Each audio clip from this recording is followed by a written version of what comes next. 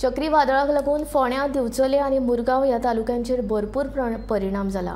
व्हड व्हड झाडां, लायटीचे खांबे घेवन पडल्यात, लोकांची घरां मोडल्यात। सरकाराक तशेंच सामान्य मनशाक भरपूर प्रमाणात लुकसाण सोंसचें पडलां। हे लुकसाण आतां कशें भरप हें हांव नकळो मंत्री सुदीन ढवळीकार उलयलो। पावस पडटा तो पळयलो जाल्यार न भूतो न भविष्यती असो पावस पडिल्लो आसा आनी पावस पडटा आसतना काल जे तर वादळ जालां तें जर पळयत जाल्यार जे पावस पडटा आसतना न जाल्लें वादळ काल ना।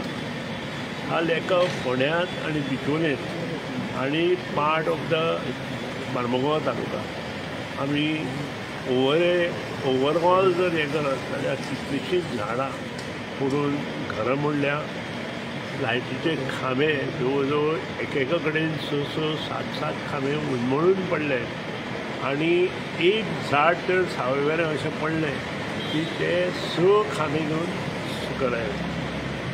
काल आमच्या धवळी ह्या भागांत राती हांव जेन्ना वता आसतना बरोबर 10:15 सुमार जाली, म्हाका फोन आयलो की मोठें झाड पडलें आनी जवळ जवळ 3 खांबे सकयल आयले।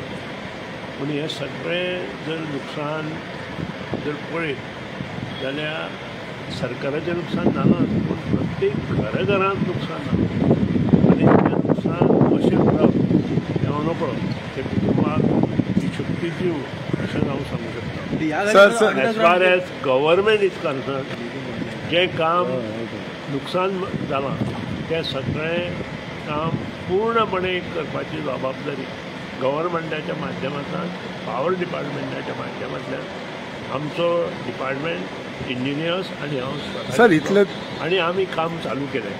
आमचें काम रात दीस चालू आसा, पूण ताका 2-3 दीस जाय पडटले आनी हें सगळें काम करता आसतना परत पावस आमकां त्रास दिवपाक जायना, वादळ आमकां त्रास दिवपाक जायना, तरच हें काम